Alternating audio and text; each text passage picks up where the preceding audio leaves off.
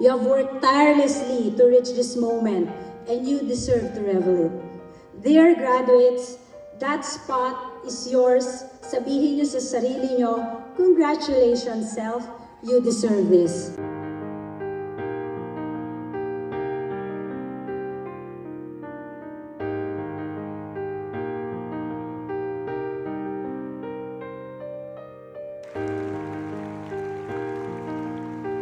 At sa lahat ng mga istorya ng PUP graduating class, isa po si RJ Villesa ang nagpaantig sa akin. Nandito po ba si RJ? Pinanganak man siya na walang kita.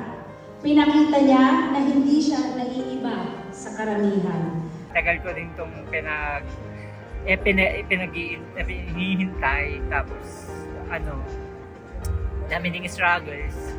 Then, sa hinahaba-haba ng panahon ng mga pagsubok, dito rin ang end.